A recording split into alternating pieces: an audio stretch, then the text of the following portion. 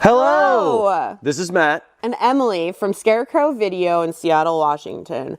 Did you know that we have the largest video collection in the world? We have over 146,000 titles and growing. That's over 3 times more than Netflix, Amazon, Max, and Hulu combined. Plus, Scarecrow now offers rent-by-mail service throughout the U.S., so check out scarecrowvideo.org for details. You can catch Emily and I, or Matt and I, if that was going to be you saying that, on our bi-weekly YouTube show, Viva Physical Media, for video recommendations and so much more. See ya! Bye!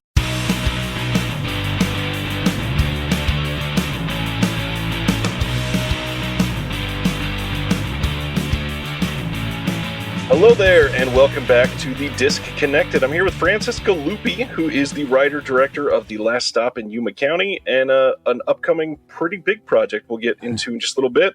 Fran, thanks for doing this. Yeah, thanks for having me, man. I'm so excited. This is like, physical media is my favorite thing. So I'm excited to talk to a fellow collector.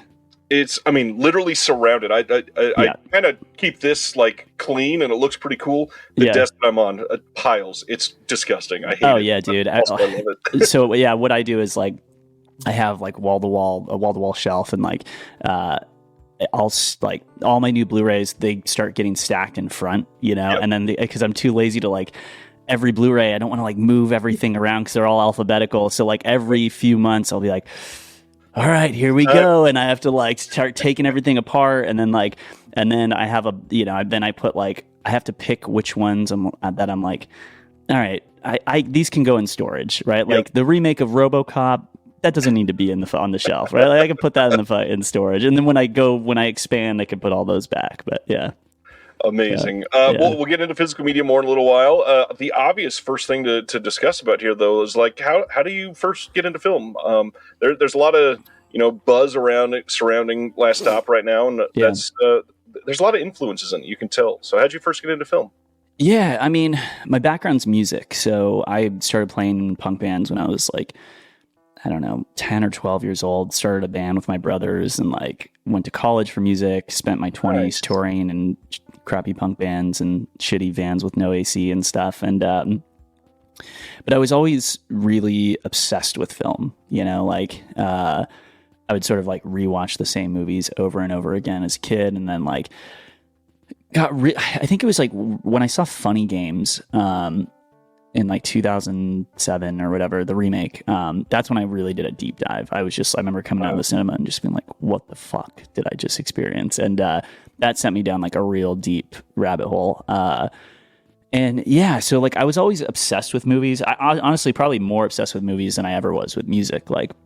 In terms of being obsessed with the history of films, and so I was always in the van with headphones on, watching Hitchcock and old movies and stuff. And but I guess it just it always seems so unobtainable because you grow up watching Terminator 2 and Back to the Future, and you're just this seems impossible. I don't even know where to start. And when I was late 20s, I broke my wrist and couldn't play drums for 6 months. So I just picked up a T2i that I was using for photography and made a short film around the house with just my wife and I, no lights or anything. And we didn't even have a script or anything. It was just on the weekends, it was oh, let's do this shot, and then kind of piece together a story. And I just kind of fell in love, and I was I don't think I want to do music anymore. I think I want to try this. So from there, it was sort of my first short film. My buddy had a desert house out by the Salton Sea. So I just kind of wrangled all my friends and bandmates, and I was you're going to be an AC and you're going to be a grip, and just kind of assign roles. We went out to the desert and we shot this thing with nobody that was experienced, except for my DP, who sort of haphazardly came on board, and thank God, because he was the only one that knew what he was doing and sort of taught us all, I went into that thing just as planned as I did with Last Stop, because that's just how I do things. But, I just learned how to do everything myself. I learned how to I was doing the sound design and VFX and scoring all my short films and so from there, then I just I I was writing scripts based on locations we had free access to, and we were able to do them for like a few $100. My first short film, High Desert Hell, was playing at a festival in Cincinnati at Horror Hound. And I flew out there, and I had no money at the time. And I remember like I got there and they're like, it's going to be playing at 7 a.m. the morning after the fucking opening night like party. Right. So nobody showed up, and I was like, dude, I went out there with my dad. My dad didn't even go. He's like, it's too fucking early. I'm not gonna. So, like, but there was one guy that did show up, and it was James Clays, our EP on Last Stop, and he was like, he saw the short and was like, hey, I'll give you. I think at the time it was like $50,000 for whatever you do next, and I was like, holy shit.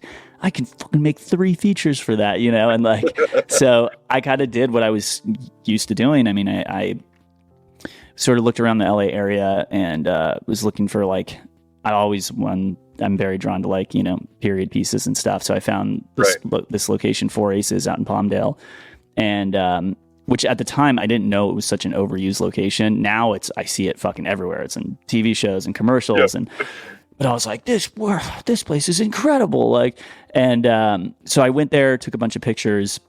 I drew an overhead of the diner and wrote the script for Last Stop. And I had been producing at a record label for a couple years. Again, something I just kind of bullshitted my way into, to be honest with you.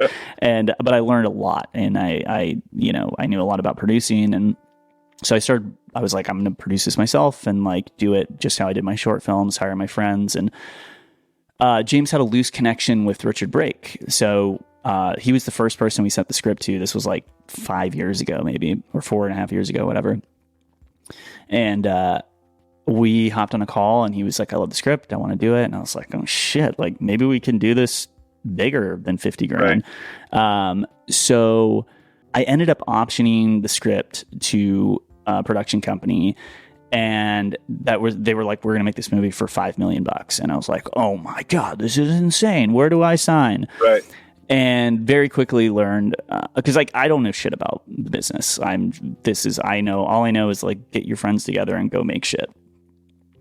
And it was like right away, it was just a lot of gatekeeping. You know, I wrote the script with a lot of these actors in mind. Like Jocelyn, I wrote her in mind when I was writing Charlotte. Wow. And like Richard Brake, I always wanted Jim, and like Sierra McCormick. I had all these like this list of indie darlings that I really wanted to cast, and it was very much like, we need to get Jean-Claude Van Damme. You know, like it was the foreign sales thing, and it was a fucking nightmare, dude. It was like.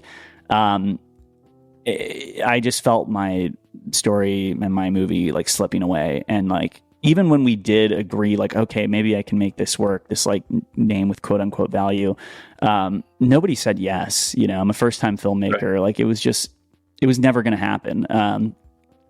So once the option expired, I pulled it, and I was like, I'm just going to make this thing with my friends and do it how I want to do it. So I just started sort of making the movie as much as with like however I could with no money. So I just like was prepping extensively. Like I was shot listing and, you know, using Shot Designer and doing overheads of everything, and like going to the location whenever they weren't shooting and photo boarding it with my DP. I was hitting up HODs and like getting them on board. And then I wrote letters to all the cast. So with the development money that James put in, I still had David Guglielmo, my casting director.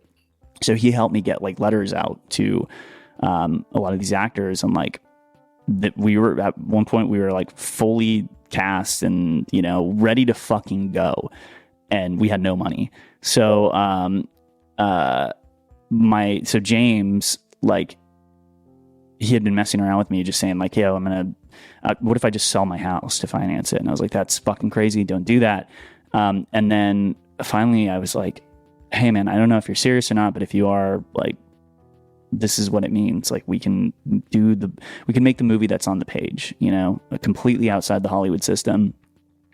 And he sold his house, and we were up and running in like a month. And yeah, I mean, it was an incredible experience. Like, it was like summer camp every day. It was made a little family, and like got to work with some of my favorite actors, and there's always that worry. I was just talking about this yesterday.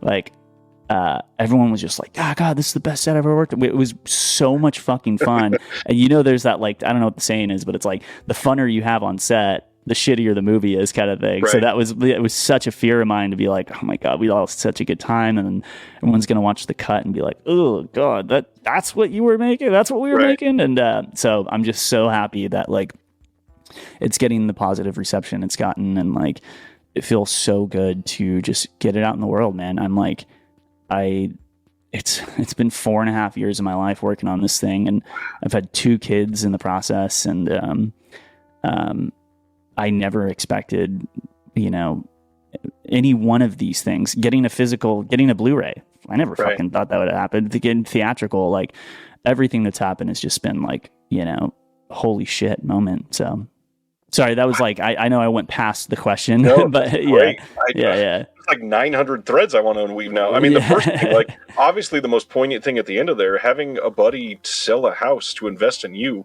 it's got to feel great, but also the almost like insurmountable pressure that feels like it brings with it. You have no idea, man. It's like, yeah. And I knew that going in. I was like, this is going to be, but I also had to just be like, he wanted it too, like, he wanted to do it. There was never a moment where I had to, like, convince James. Like, he almost convinced me to let him do it, but I think we're all happy he did. And look, there's no way this movie was going to get made without him doing that. It's like, it's a period piece. It's like, the fucking bullshit mandate people throw around. It's like, this is everything outside of that mandate, it's everything people say doesn't work anymore. And so, yeah, it really took somebody like James that just, like, was, he invested into me, and not just the story, which is, like, people don't do that as much these days. So I'm incredibly lucky. With all the success at the moment, how are you? Obviously, it feels great, but how are you responding? This is the first full length feature, and this is being talked about as, like, one of the year's best so far. Yeah, man. I just got goosebumps right now. I don't know, dude. It's so hard. Like, it's it still doesn't feel like. I mean, it's so fucking exciting. I mean, none of us thought we would get this sort of reception, but it's almost like it feels like it's happening to somebody else. You know what I mean? Like, it's like you're like excited for a friend. You're like, this isn't happening. This is not happening. There's no fucking way, but it's really cool, man. I mean, it's, I'm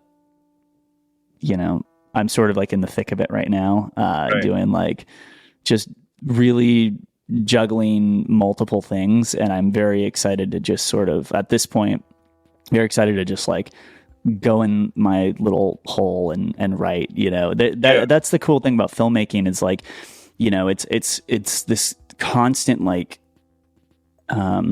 how do you say? It's like when I'm writing a script, it's just complete solidarity. I'm by myself. I'm in this thing. And then you start you try to get the movie made, and then you kind of have to become, like, a business guy. Right. And assemble all these things. And then you get to be a director, and you're just talking and answering a million questions. And then I edited Last Stop, and hopefully I can edit everything I do, but, like, and then you go back into solidarity and you're just editing. Right.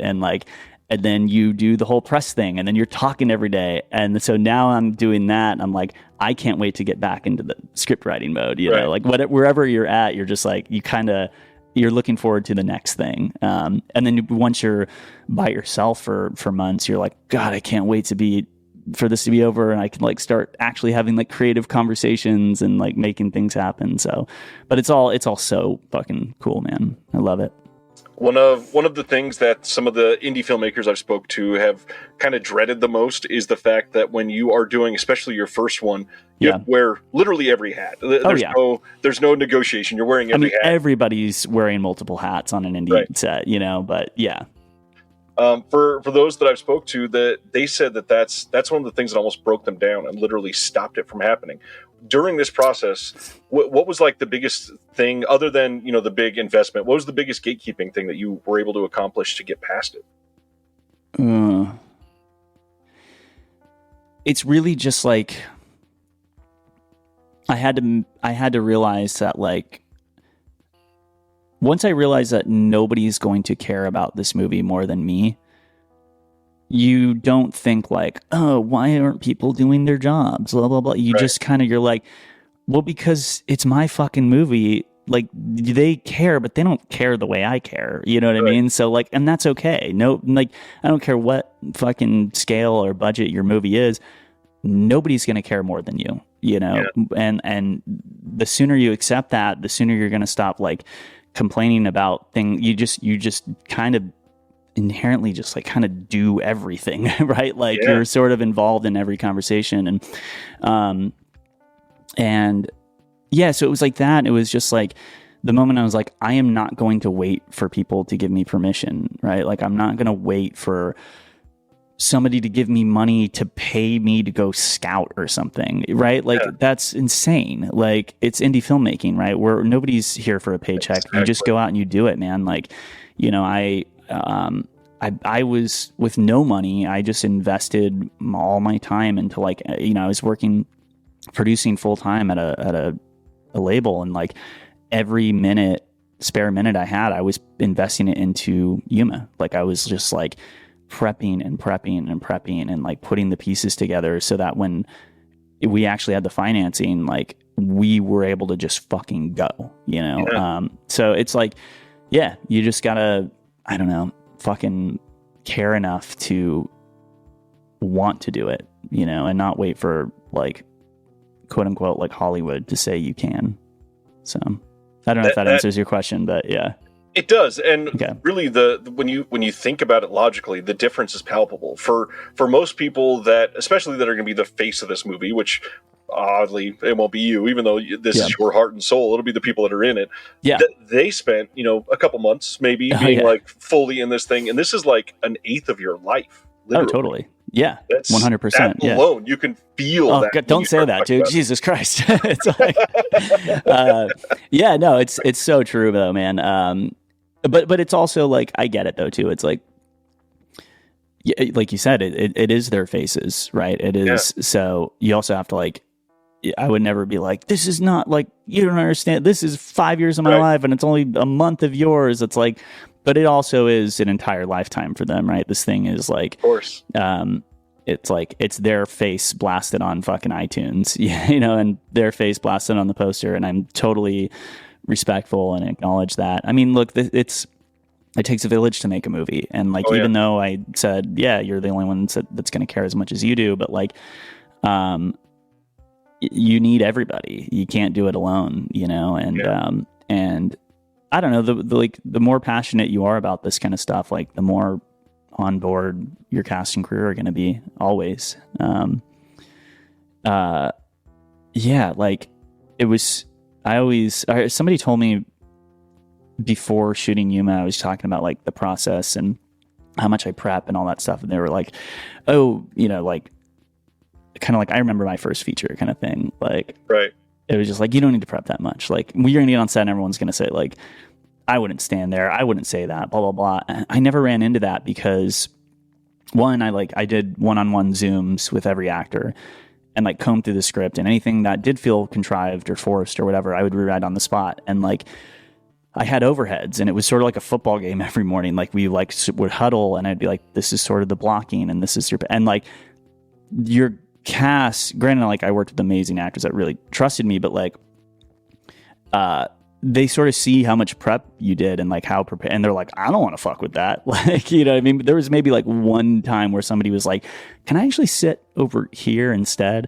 And I was like, totally, you know? And then I went back and like redid all the shot designers and like moved his character just slightly over. Yeah. You know, but yeah. Sorry, I know I'm going on a lot of tangents right now, but yeah. A lot of stuff that we talk about on here is the technical side, and it kind of with one of the things I want to talk about, which is probably like one of the biggest characters in Yuma that I don't hear people talking about, which is Yuma itself. I grew up in Southern California. I grew up. I was a railroader for years. I took trains to Yuma, and cool. I actually grew up close to Palmdale. I grew up in Barstow. Oh wow! So all of this, like this movie, hit home on so many different levels for me because road trips, it's like literally if you got to go to the bathroom, this is the last place that's not standing next to a bush for 100 miles, literally. I mean, that was I think was sort of the catalyst of the script, was like touring a lot and coming across these diners and having to take a piss at like so I totally feel you, man. I mean, they exist. At one point, like there's a bear in the diner, and I really wanted to put a polar bear in the diner. That was like, because you go to these roadside diners and they always had like weird shit, and I just was like, that's funny. Like, you put a polar bear in the middle of the desert, and then I they're extremely expensive to rent, and it was just like, okay, we can't afford a polar bear, so it's gonna have to be a regular bear. One of the hard things with making a movie like this, though, everything has to be kind of gross and sweaty.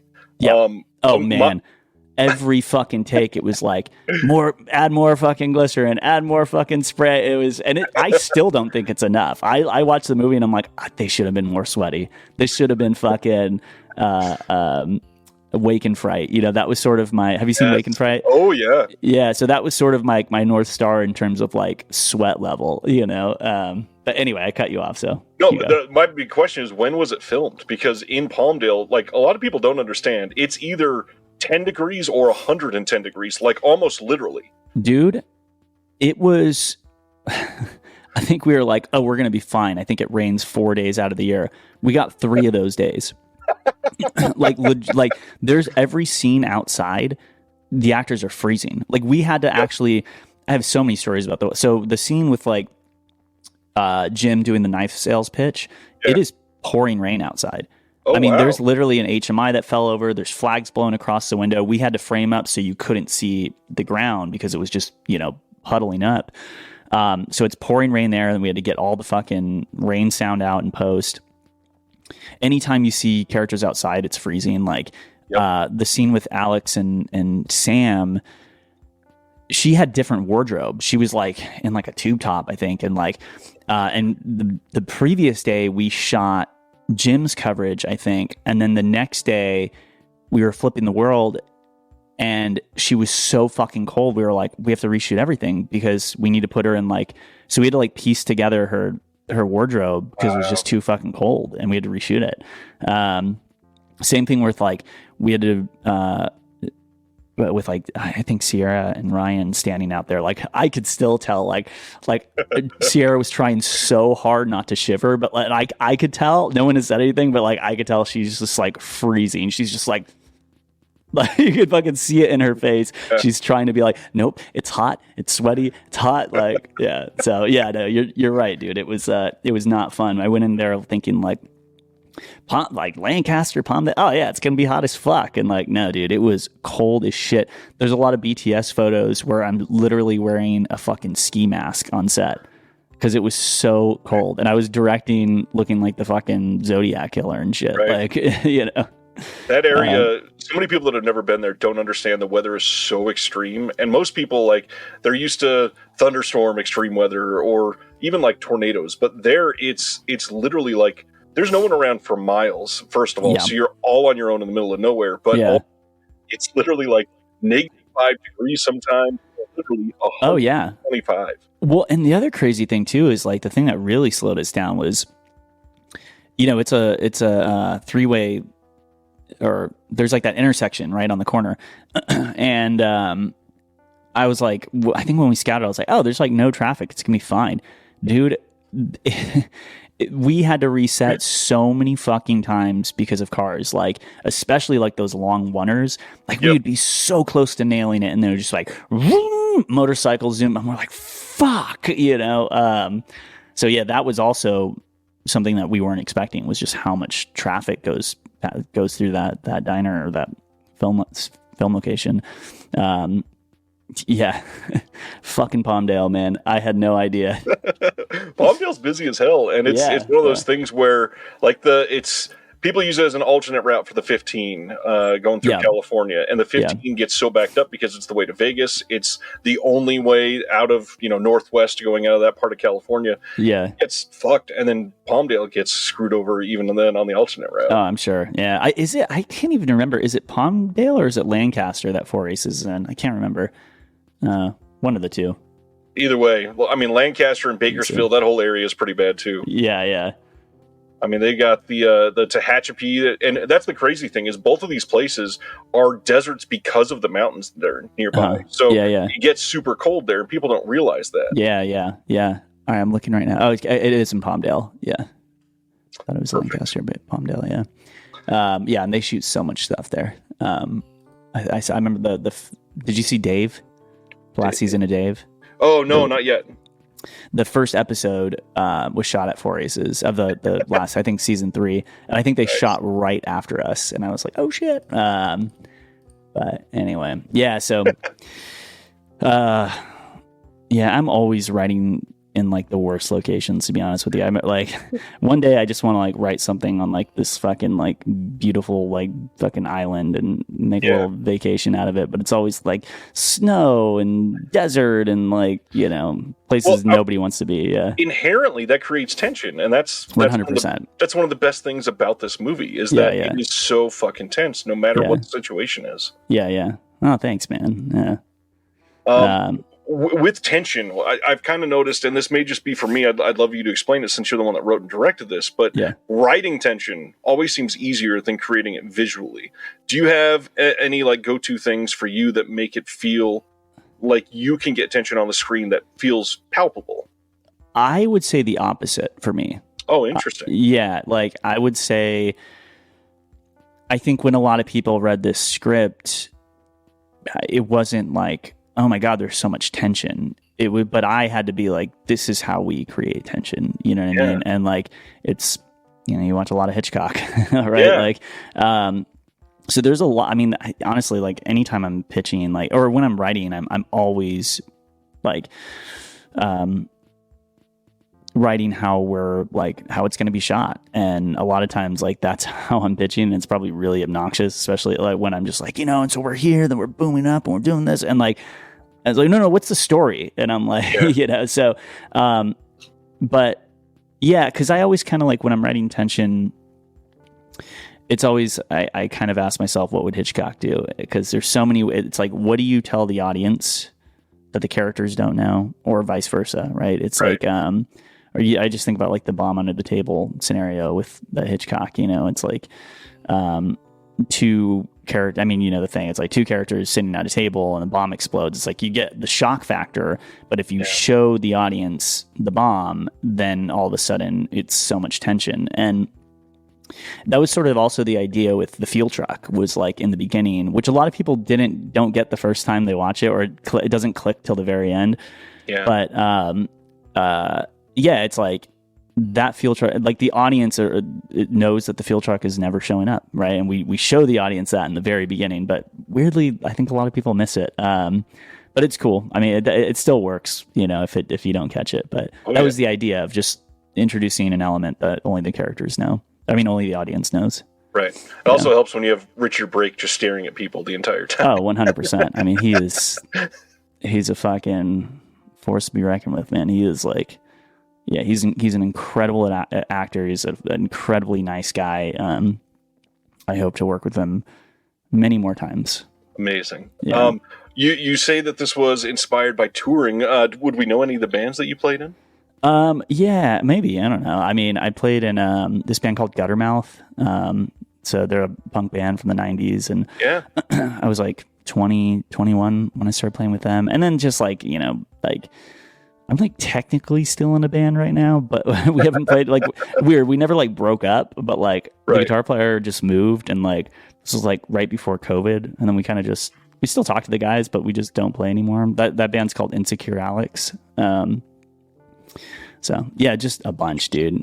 Just hopping from, Amazingly, I got started semi in the music industry myself. I wasn't playing so much, but like doing promoting, working on booking shows. I've had cool. shows played in my living room. I just helped scout for music videos. I've been in a couple of music videos, helped shoot a couple of those. But the big thing, people never understand that it teaches you the fundamentals of so much that you need for like literally any industry. Any industry. I mean, I think I'm so thankful that I grew up with like punk rock and like that DIY ethos. Like it has taught me so much, dude. Like, I mean, when I was like a freshman in high school, you know, I got like a 4-track recorder and like we were making our own demos at home and like burning CDs and like slanging CDs at fucking school. And like, you know, we would do these shows and I would like rent an old fucking school bus and like pack it and bring everyone to the you know what I mean? Like you just sort of, especially with punk rock, like you just that sort of DIY ethos is really, it's like it's in my fucking blood now. And I think if it wasn't for that, I don't know if I would have been like dumb enough to be like, let's go to the fucking desert and make a short film with zero experience. You know, like it was just like, it's always been, fuck it, let's just do it. You know, like, fuck it, let's buy a van. Let's hit the road, you know, let's figure it out. We don't have any money. We'll make some t-shirts and sell them and pay for gas. Like you just, but I think, having that sort of background has definitely contributed to some of the dumb decisions I've made that have thankfully paid off in film, you know? Yeah, the biggest thing for me especially is it taught you rejection, like the ability just to cope with being told no. Because so many people that start this and they get told no once, they're like, oh, well, pack it up. And it's like, well, hold on, there's 412 other things we can do. Yeah, I know, man. It's like, it bums me out when I talk to filmmakers that are like, oh, I made this short film and like, whatever, it didn't get into a festival or whatever. And it's like, and they just keep harping on the same short. It's like, dude, make another one. Keep making them. Like your first shit's going to be your worst shit, you know, like you're just going to get better. I mean, like, and you never know when some of these shorts are like going to, you know, sort of be a part of your success. Like I did this short film called The Gemini Project. It's like this black and white sort of like throwback to like Twilight Zone that I shot in Oregon. And it came out like during COVID and nobody saw it. I think it played at one festival. And even my friends were like, what the fuck is this, dude? You know? Yeah. And when I reached out to like Jocelyn and Jim, it wasn't really High Desert Hell. It was Gemini Project that they were like, this is really impressive. And like, wow, I want to work with you. And I was like, oh my God, like somebody saw it. And so like it contributed to, you know, them saying yes. But like at the time I was just kind of like, all right, well, I made this thing and nobody gave a fuck, but I kind of like it, you know? So yeah, you never know, man. And like I would say you should be saying yes to fucking everything, especially if you want to be a director. Like literally, like I have gaffed, I've gripped, I've AC'd, I've AD'd, I've done fucking wardrobe, I've done special effects, I've like done anytime a friend needed help, I'm like, I'm there, what do you need?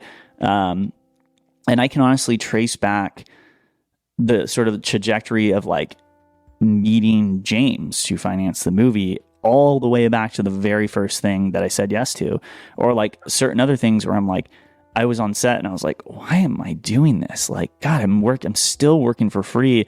And I'm like, oh, well, on that set, I met this person who introduced me to this person. And then because of him, blah, blah. And you can sort of connect the dots. And it's like, that's what you have to be doing that constantly. Yeah. Just like saying yes and working and just educating yourself, you know, not only with movies and physical media and watching bonus features, but like spending time on set and learning the operations. Like, because I've done every job, I sort of can have that shorthand with my HODs and my crew, and like, and even like doing music has helped so much. And because I was producing my own bands and stuff, that like when we're doing sound design and I'm in the room, I don't sound like a complete idiot when I'm trying to explain what I want, or like, how are you hearing this thing? It's like, they're not like, I don't know what the fuck you're talking about, man. I can be very specific, you know? Yeah.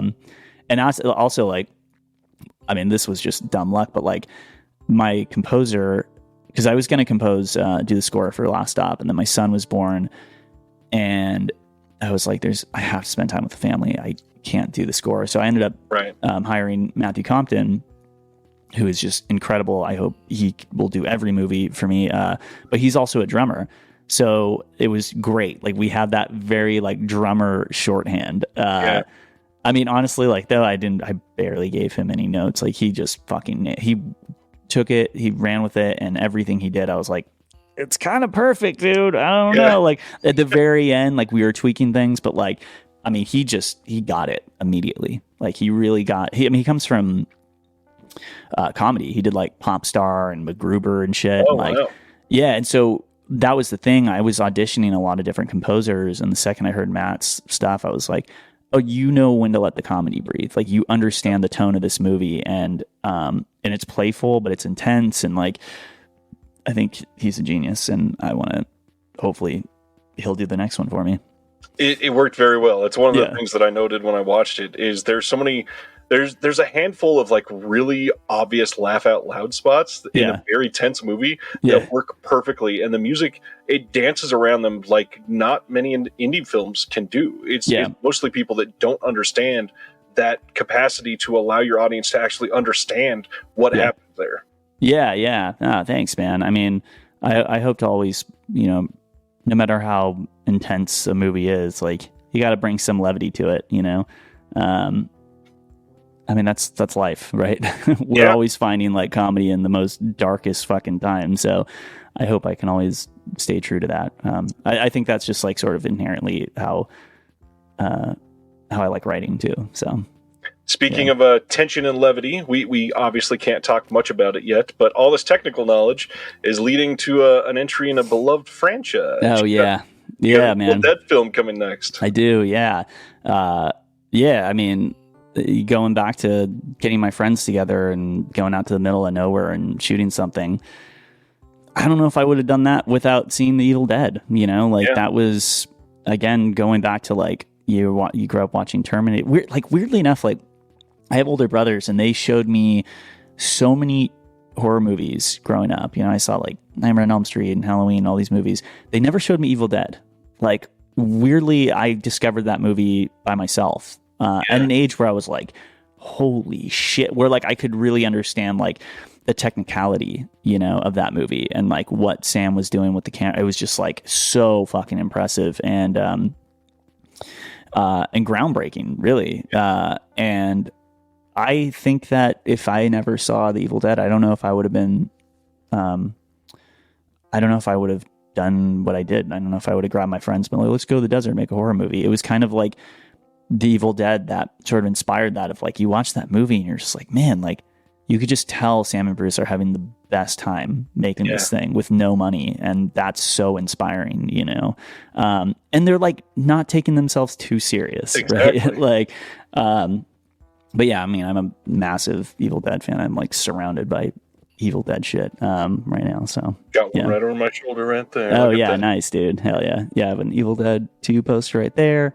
staring at my 1/6 scale Ash and the Necronomicon, 2 Necronomicons here. So fucking amazing. I have some original art in the back of me, Evil Dead. So you're writing, directing.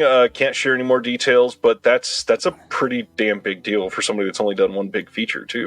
Yeah, dude, I know, man.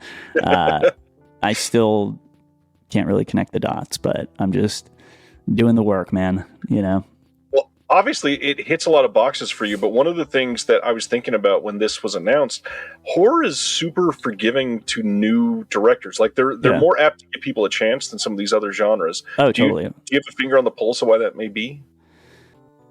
I don't know. I really don't know. I mean, I know Ghost House is like, they did this with Fede, right? Yeah. Like Fede did a short film, and they hired him to make Evil Dead, and Lee had done one movie, I think Sam just trusts, he's a filmmaker, right? He's like, he runs Ghost House, but he's also a creative. So like, if he sees something and he's like, this kid knows what he's doing or whatever, like it's really cool when you have like a creative that is also running a company. I think it's just like, it's different than how typically Hollywood is usually ran, right? Like where it's like quote unquote suits, right, that aren't filmmakers, and they're just like, they're really just looking at a spreadsheet, where like Sam saw Last Stop and just, So but I don't know, but I mean, I agree with you. I think that like that definitely happens more often in horror, but I don't know. I mean, it also happened, like it happens though. I mean, like John Watts, like the guy, he did Cop Car and then he did Spider-Man, like, I mean, James Gunn, he did like with Slither and Super, and then Guardians of the Galaxy. So it happens, right? But I think you're right, more often in horror. Well, and even then, like they're attached to horror somewhat. Even Cop Car is a very tension-filled film. I mean, you look at any director, like any massive director, they started out in horror. Like, I just watched Dementia 13 the other night. Like Francis Ford Coppola, that's horror. Like, I mean, it's like I think because you can do things. It's a little bit more forgiving, like when it's low budget and it's horror. That maybe that has something to do with it. I don't know, but like, just the horror community is just the fucking best. Like they're so supportive. And yeah, man, it's the coolest fucking community. And because, I mean, I just think like people that love horror, we're all just giant nerds, like we buy the Blu-ray, we buy the toy, we buy the fucking, like, we buy everything. There's not really another genre like that is so, I don't know how to say it, just like can really quickly become culty, Right. So, yeah. People, the horror community just tends to always show up too. So even like a lot of these indie movies, it's pretty much they're always going to make money. It seems like. Yeah, totally. Yeah, I mean, I'm going to Monsterpalooza today, and like, it's my favorite place. Just being surrounded by a group of people that all love the same shit. It's like I can go there and talk about like my action figures, and like I have a spindle from the Texas Chainsaw Massacre house, and like people be like, what is that spindle doing on your wall? What the fuck is that? But then when you're at Monsterpalooza, people are like, oh my god, you get it. So yeah, it's the best, dude. Yeah. Well, you just mentioned it. It's time to kind of hype up something a little bit. And Last Stop coming to physical media, middle of July from Well Go USA in the US. And then Arrow announced they acquired it. So probably coming in the UK? Yes, sir. Yeah. Amazing. That's a big deal. Yeah, dude. I love Arrow. I mean, fucking like, between Arrow and Criterion, like, those are the ones I look forward to the most. I mean, especially like the collectors, the limited edition Arrow stuff. Like, so cool. Takes up a lot of room in the fucking wall because they're so thick, but I love it. Yeah. What are you looking for in a physical media release to make it special for you? One that you appreciate more than others? Bonus features. Like, that's why, I had this really long conversation with my DP. He went to USC. I didn't go to film school, and like we were drinking on Memorial Day, and we were just like, I was talking about how film school is a waste of money, and then he was like, in my living room, he's like, you basically spent, like, this wall is probably more than film school, And I was like, you're not wrong, but I think this wall has taught me more than what I would learn at film school. And anytime I have to like stream a movie or something, I'm always like scouring YouTube to find bonus features. Like now it's just like whenever I watch something, I just have to I have to get more, especially like if I go and see a movie in theater, I'm like, what's on YouTube? What can I watch? Like, what BTS shit can I watch? For Last Stop, my buddy Eric, he's a DP for Naked and Afraid. And when I told him the story about James selling his house, he was like, oh man, can I come shoot like a 10-minute featurette? And I was like, oh fuck yeah, that's gonna be perfect for for the physical media. And he showed up, and so much crazy shit happened on set that he just ended up staying the whole time. Now, almost 2 years later, he's still filming. And at one point he had like a 6-hour cut. Now it's going to be like maybe 2 hours, maybe an hour and a half. But it's really interesting. It's not going to be on the Blu-ray. There's like a 9-minute teaser of that's going to be on the Blu-ray. And I I did 3 different commentaries for the Blu-ray. So I tried. I honestly, like, I wanted so badly to put like bloopers and do all this, but like I just didn't have time, dude. And it was like we were up against the clock. So I wish there was more on the Blu-ray, but I did do 3 commentaries and like a 10-minute making of. So I hope maybe like by the time the Arrow one comes out, I can get the more bonus features. But yeah, the more the better, man. I watch it all, dude. So I mean, any from the last couple of years that stuck out to you as like especially moving or important for you? Or even just all time, like some that inspired you. Yeah. So of all time, there's one. I think I just talked about this on another podcast, maybe. Oh God, Bordello of Blood, on Shout Factory. Yeah, there's a documentary on that Blu-ray called Tainted Blood, and I don't want to give it away. Do you have that movie on Blu-ray? Oh yeah. Okay, have you seen that documentary? I believe so, yeah. Okay, it's fucking incredible and like funny, but I probably shouldn't be laughing because it's like really sad. But like, I mean, it's just like the most fucked up film experience ever. And I don't know why that one came to my mind. I Tainted Blood. It's great. Obviously all the Peter Jackson stuff. I mean, that guy like really I mean, there's like a 4-hour thing on the Frighteners where it's just like. I mean, it's just like he literally just like sets the camera down and he's like filming like rehearsals and shit. And like I can watch that shit for days. It's great. But yeah, I mean, I'm sure there's a lot. I mean, dude, I don't know. Also, like the making of The Last Jedi is really fucking good. If you haven't seen that, it's really fucking good. I don't know. I mean, yeah, anything with Peter Bogdanovich too. It's like I feel like that guy is on every single Blu-ray. I'm like, well, of course he's on this one. Yeah, he's on the Bordello Blood release too. By the way, yeah, exactly. He would be. Yeah, yeah. So, but yeah, no, I love that stuff, man. And hopefully, I can get more on the Arrow release. But like I said, three commentaries. One with me and my DP, kind of talking more technical stuff. Yeah. Me and the EP James. Mainly just kind of bullshitting, and then me, Jocelyn, and Jim talking about sort of the process. So, hopefully hopefully people dig it.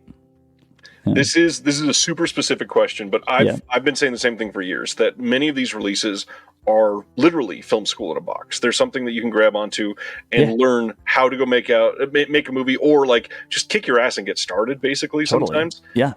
Weirdly specific, can you think of something on Last Stop that you did because you learned about it in a physical media release, like something from a commentary? Oh God, just to prove a point. Yeah, I can't think of anything specific right now, but I know for sure there definitely was, right? Like, I just can't think of anything at the moment, but 100%. You know, I mean, some things like.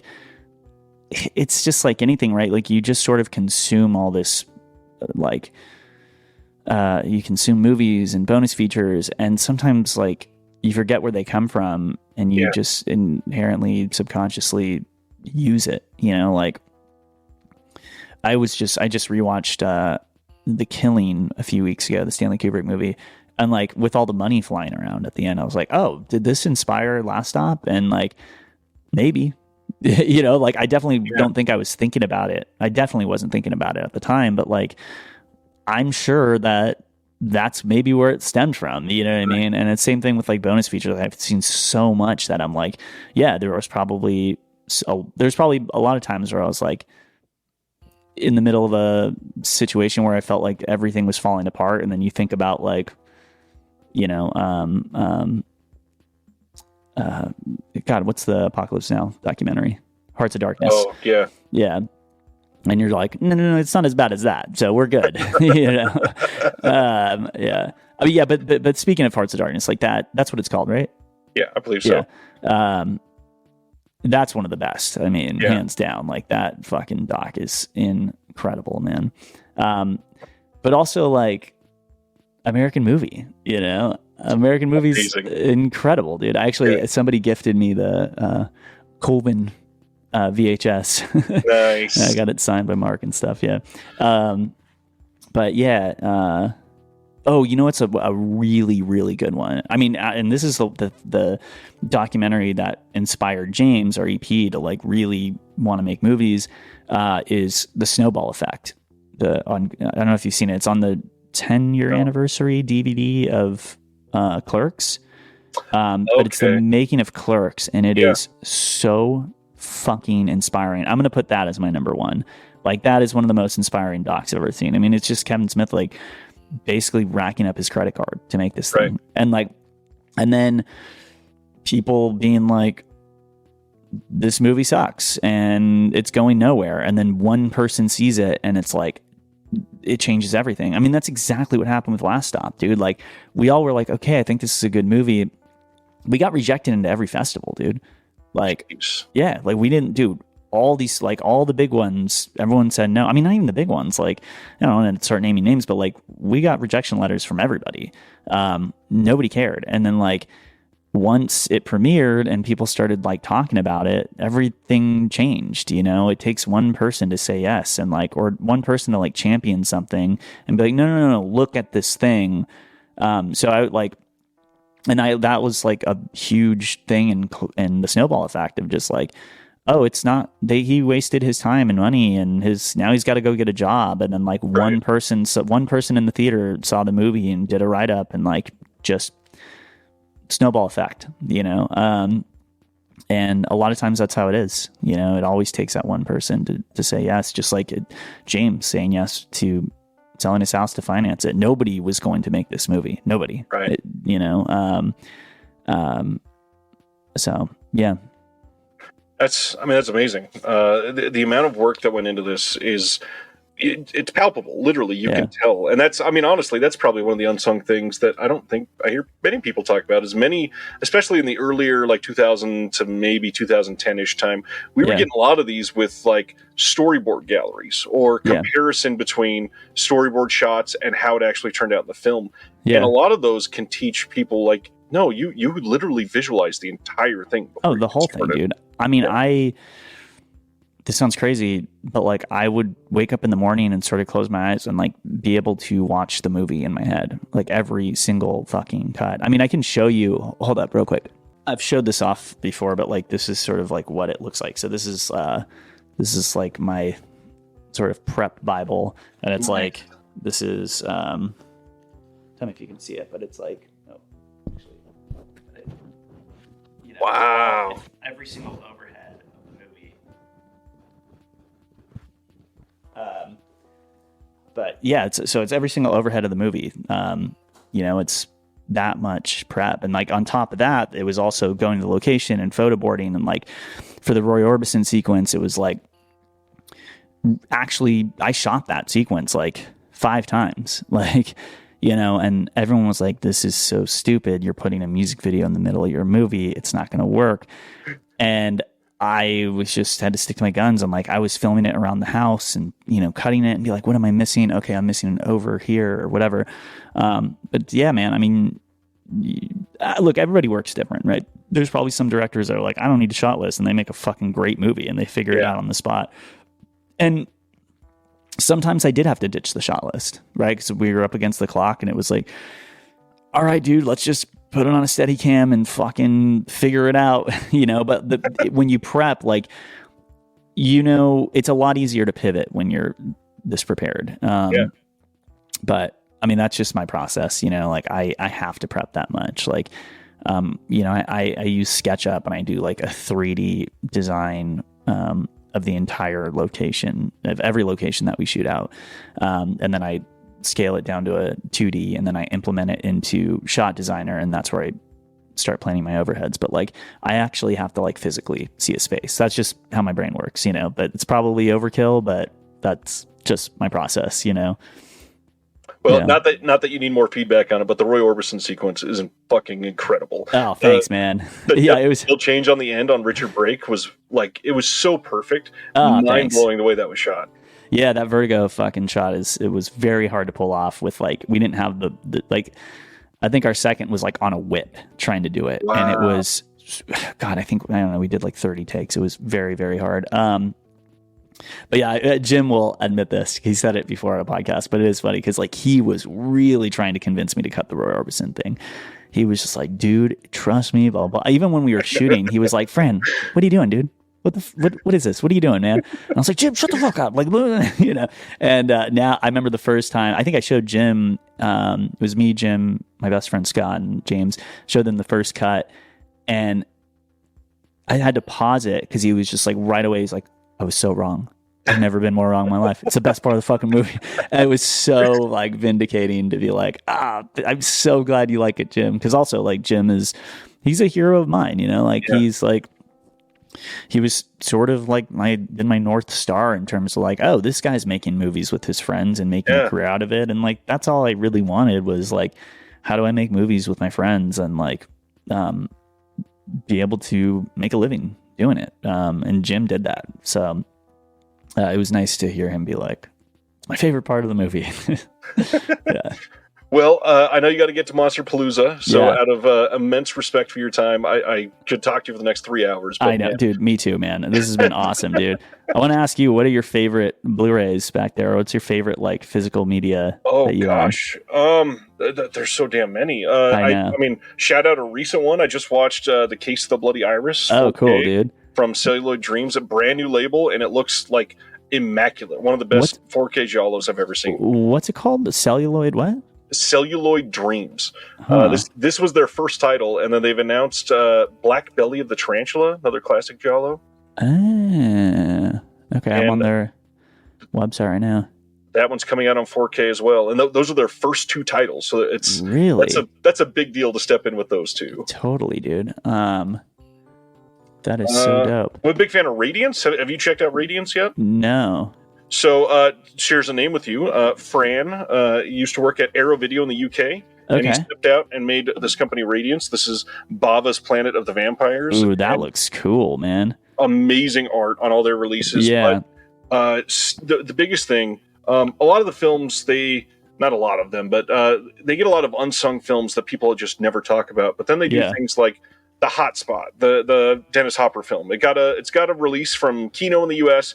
And to be quite honest, it's the same scan. It doesn't look much different. However, the bonus features that Fran chooses for his releases are produced to perfection. That's cool, man. He did a Hong Kong film that I just watched a bonus feature from last month, and it's got maybe the best visual essay I've ever seen. And it was just breaking down how Hong Kong cinema changed between literally the beginning to when that film came out. I think it was on a Moment of Romance. And it's some of the most educational, just well thought out, beautiful put together bonus features that I will champion till the day I die. Damn. One day you and I should start a Blu-ray company. That'd be fucking awesome. I've talked about it for years. Really? Have you? I genuinely, Maybe we got to talk about this.